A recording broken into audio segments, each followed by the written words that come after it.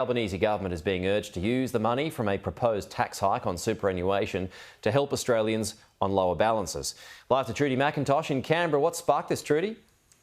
Well, Pete, this is the former Labor heavyweight Mr Combet. He's now at the helm of Industry Super Australia, making the case publicly that the government should reinvest the money if it does move to crack down on tax concessions for multimillionaires, use the revenue it gets from that to reinvest into lower superannuation balances, particularly women who, on average, by retirement are worse off than men.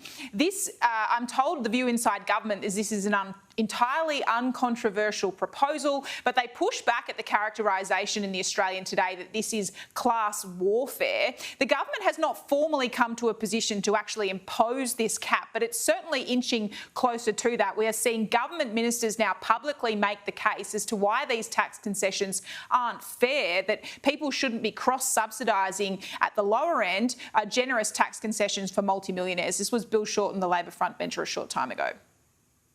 A tax concession means that we say that you pay less tax than anyone else. If you've got several $1 million in your superannuation, why should nurses or the camera techs at your studio or teachers go to work every day? They pay their taxes, and then that's to offset the tax concession we're giving at the very, very, very top end.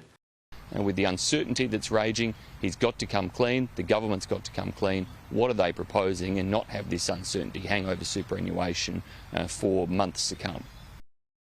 As you heard, the opposition is scathing that the government is gearing up here to break an election promise from before polling day. The Prime Minister made it clear he had no intentions to make any changes to super at all. But there's not a unanimous view, it seems, within the Liberal Party as to whether this conversation should be had. We've seen backbenchers Bridget and Russell Broadbent break ranks overnight, both arguing that this conversation should be had about fairness in the superannuation system. That point is going to be rammed home today by Treasurer Jim Chalmers. He's releasing the tax expenditure statement. Now, this will lay out the cost of tax breaks right across the budget. I'm told that the top 10 of these tax breaks, it costs the budget around $150 billion a year, and they're really going to zero in, Pete, on this figure for super tax break. They haven't made a decision, but the government is going full frontal on the argument that this is a lot of money being spent at the top end. OK, Trudy, thank you.